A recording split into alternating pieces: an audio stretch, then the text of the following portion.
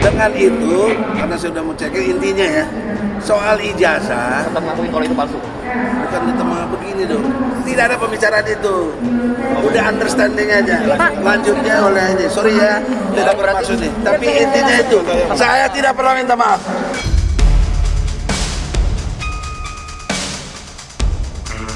Ya, saya tadi nonton breaking news dari Cumi-Cumi ketika di Bandara Soekarno-Hatta, Egy bilang, dan saya ambil beberapa kata yang bagus. Satu, dia tidak minta maaf.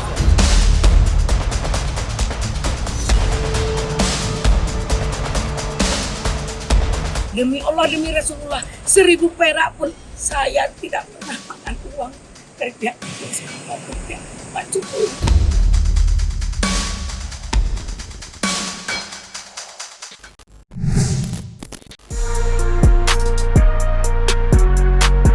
Polemik dugaan ijazah palsu Joko Widodo masih menjadi sorotan publik, tidak hanya karena syarat intrik tetapi juga drama yang terjadi yang kerap menggeletik.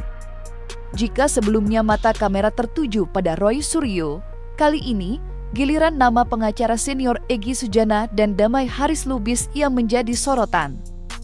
Terutama setelah pertemuannya dengan Jokowi di Solo yang berujung status hukum keduanya resmi di SP3 setelah adanya restoratif justice. Sebelumnya, Egy Sujana dan Damai Lubis menyandang status tersangka bersama 6 orang lainnya atas laporan yang dibuat Jokowi terkait tuduhan ijazah palsu.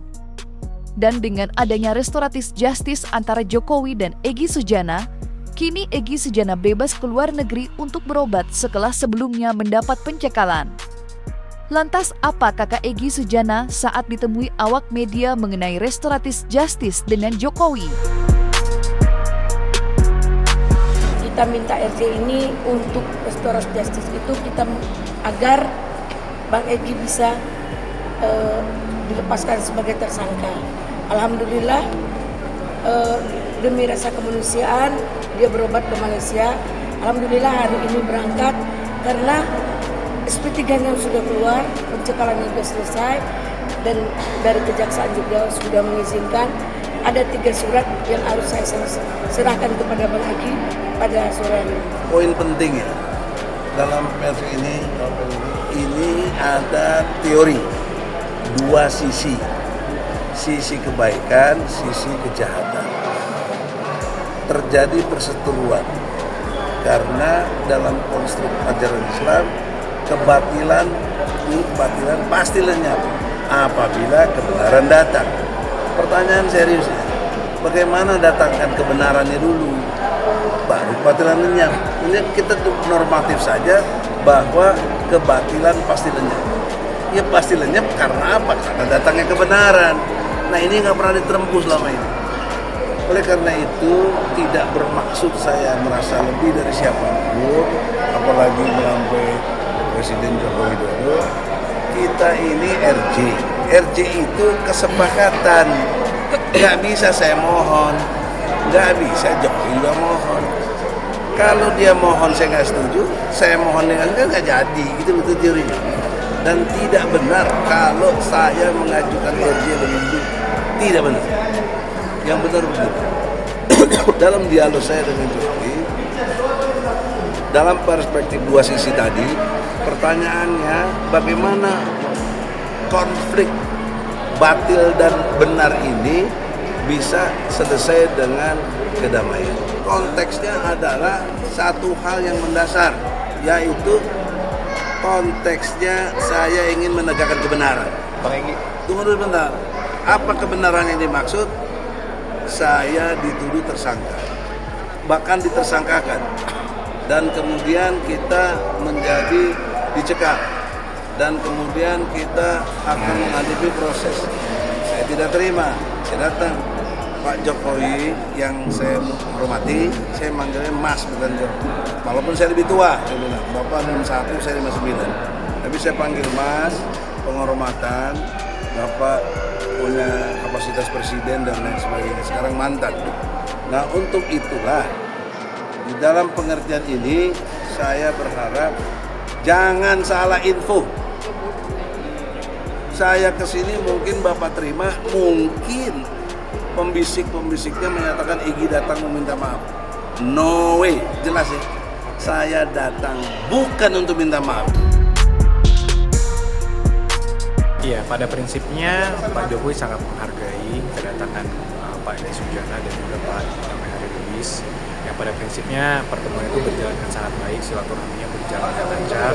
Dan setelah itu ada juga permohonan dari mereka untuk melakukan RJ, di mana kami juga responi dengan baik. Kami juga mengatakan Pak Jokowi tidak keberatan, justru merekomendasikan kepada para penyidik untuk kedua tersangka tersebut, mantan tersangka kalau sekarang, untuk dilakukan RJ. Jadi memang itu ada kesepakatan perdamaian di situ yang kami sangat dukung dan hormati juga. Iya, dengan diterbitnya SP3 otomatis status tersangkanya telah diangkat dan mereka bukan lagi bagian dari laporan kami.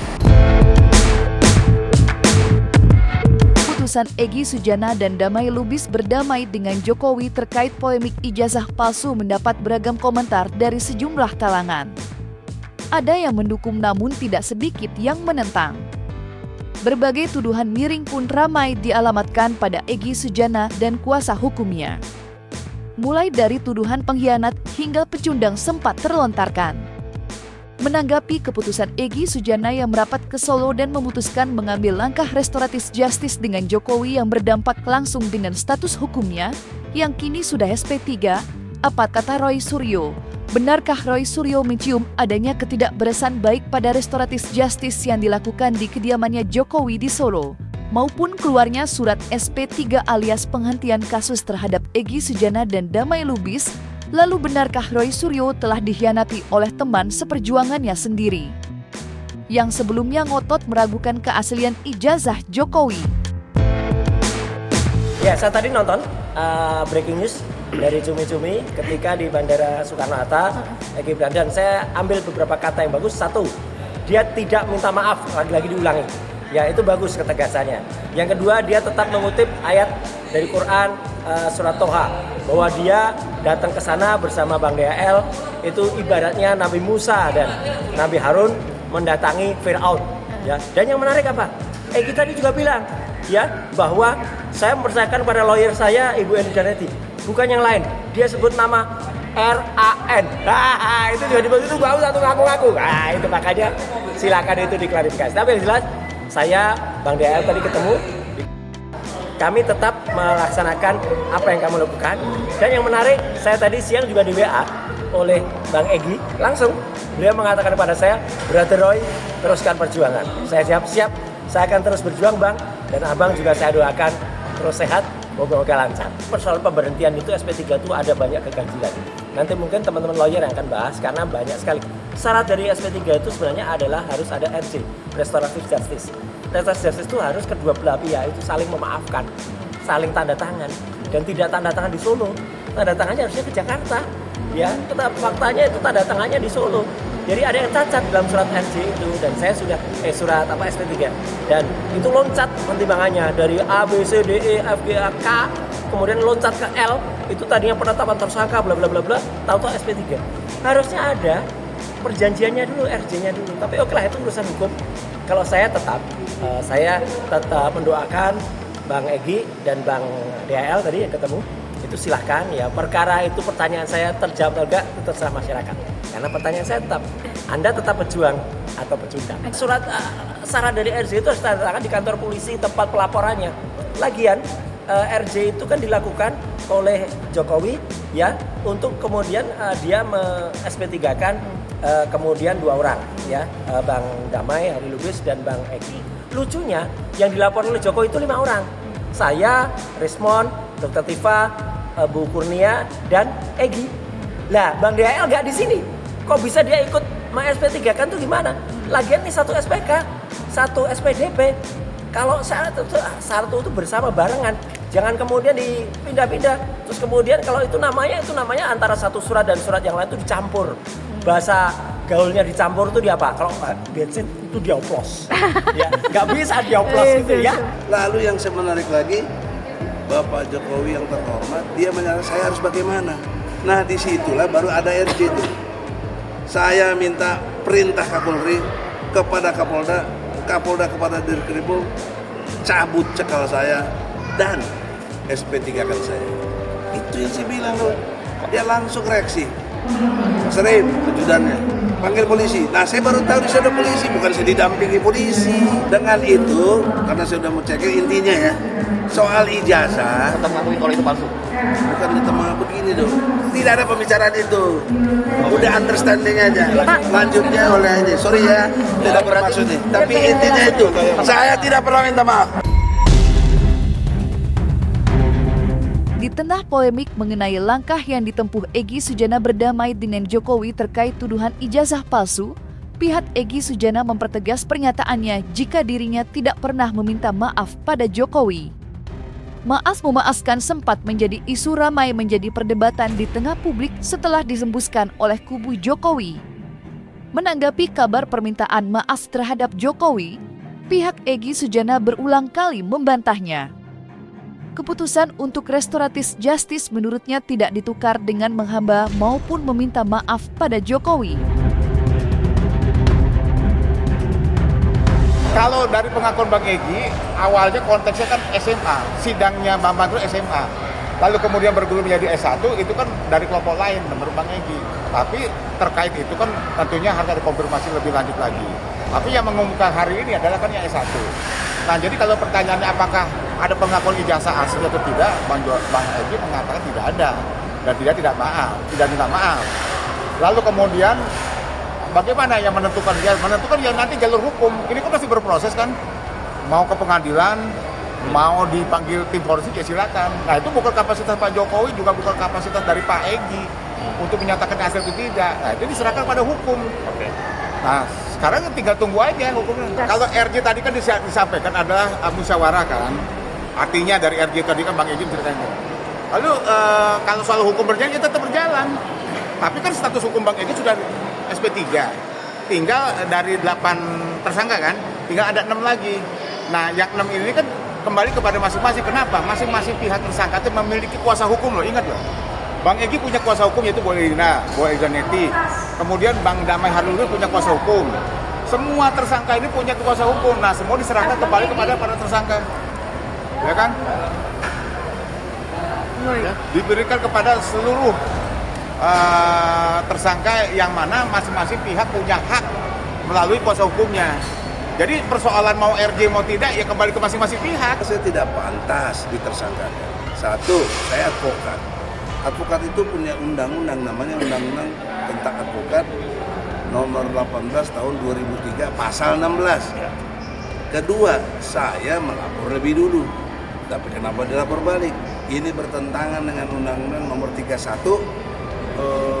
tahun 2014 pasal 10 ya tentang Undang-Undang Perlindungan Saksi dan Korban. Yang ketiga, saya belum pernah disidik, bertentangan peraturan Kapolri ya yang berkaitan dengan penyidikan. Harus disidik dulu baru jadi tersangka. Ya. Kenapa saya ditersangkakan? Kemudian yang keempat, saya punya legal standing ilmiah dari Dr. Muzakir dari guru besar atau apa dia di di UII Yogyakarta. Nah, dia menyatakan dalam LO-nya, legal opinion, Egy Sujana tidak pantas ditersangkakan. Pertanyaan seriusnya, Mas Jokowi, Bapak pernah sumpah demi Allah sebagai presiden dan wakil presiden untuk menjalankan undang-undang sebaik-baiknya dan seluruh-seluruhnya. Demi Allah. Pasal 9 UUD 45. Kenapa undang-undang yang ada lalu menjadi satu situasi yang dilanggar begitu? Mungkin itu saya senang dengan kebaikan beliau luar biasa dalam akhlak ya, akhlak. Tudingan Egy terima proyek di balik isu pertemuan Jokowi Egy. Ada orang ketiga yang menawarkan proyek yang menguntungkan dua pihak. Tidak hanya perkara meminta maaf yang ramai menjadi perdebatan, tetapi juga muncul isu adanya proyek besar yang ditawarkan dari pihak ketiga, baik pada kubu Egy Sujana maupun mantan Presiden Jokowi yang sama-sama menguntungkan bagi kedua pihak. Kontak yang konon disebut-sebut senilai 1 triliun itu ditawarkan pada Egy dan Jokowi dengan syarat keduanya berdamai, dengan kata lain mencabut laporan dan restoratif justice. Lantas apa yang sebenarnya terjadi di balik pertemuan Egy Sujana dan Jokowi di Solo? sebenarnya masalah tawar-tawaran itu saya nggak tahu. Cuman saya mendengar banyak orang memanfaatkan Egy Sujana agar dapat ketemu dengan Pak Jokowi dan menjanjikan beberapa hal, proyek lah, uang lah, segala macam. Nah, Bang Egy semua menolak. Saya juga tahu gimana Bang Egy. Dia komitmen. Pertama, dia tidak akan minta maaf sekalipun dia, dan dia tidak akan menerima menjual akidahnya, menerima uang-uang yang tidak jelas. Ya. Nah, dalam hal ini saya berpikir, Bang, apa kata mereka yang datang? Dia suruh saya buat Pak Jokowi. Oh ya, gimana menurut Abang? Boleh apa enggak? Dia nggak jawab, nggak mau saya kalau minta maaf. Saya mensiasati berpikir beberapa hari, setiap hari ketemu, saya sampaikan, Bang, kalau ketemu nggak minta maaf, gimana ya? Nggak apa-apa, boleh. Terus nanti hilang, nggak mau lagi, terus oke lagi, nggak mau lagi. Nah, saya melihat semenjak masalah melihat ijazah yang digelar perkara itu digoreng-goreng, direndahkan, bahkan dihina. Ya itu jelas tidak benar ya. Justru sekarang saya juga bingung itu awalnya dari siapa yang mengatakan dan kenapa bisa ada hal tersebut. Kalau menurut saya sih itu sangat tidak berdasar dan mengada-ngada. Jadi ya saya menghimbau juga mungkin masyarakat yang sekarang sering mendengar berita-berita yang belum terverifikasi untuk ya pintar-pintar lah, lebih cermat mendapat men-share maupun mendapatkan informasi. Ingat Sultan Syarif ketika minta izin ke luar negeri, akhirnya dia meninggal karena terlambat izin itu, meninggal di luar negeri. Kita nggak tahu umur, kenapa salahnya kita berbaikan? Kalau pengacara itu mau berdebat, mau ribut boleh, membela klien, tapi setelah itu mau jangan bermusuhan. Suatu saat bisa kerjasama dengan saya atau saya minta tolong ke mereka. Itulah pengacara dalam mencari keadilan untuk klien kita. Tidak harus membenci, tidak harus diributkan saya, tidak harus difitnah. Uang 100 miliar, pakai apa bawanya? Coba pikir. Pakai helikopter jatuh, uang sebanyak itu. Demi Allah, demi Rasulullah, 1000 perak pun saya tidak pernah makan uang dari pihak itu. Pak Jokowi bagaimana? Masih mau saya gadaikan menyelamatkan Bang Egy demi rasa kemanusiaan. Alhamdulillah Pak Jokowi luar biasa, terima kasih. Jadi banyak hal yang digoreng-goreng, seperti Rasman bilang, dia yang menyiasati. Nggak ada, Bang Egy sudah cabut kuasa dari dia, itu pun kuasanya cuma 2 minggu. Dan yang ngasih HP Bang Egy ke Bang Rasman saya gitu. Jadi kalau ada statement Bang Rasman menyatakan saya mengambil kuasa hukum dari Bang Egy, itu salah besar, kurang tepat. Saya nggak mau meng-up omongan Bang Rasman yang tidak tepat.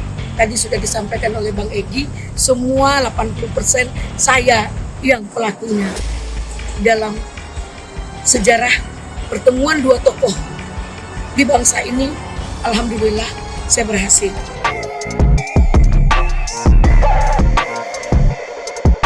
Dan jangan lupa untuk like, subscribe dan juga share channel YouTube Cumi Cumi.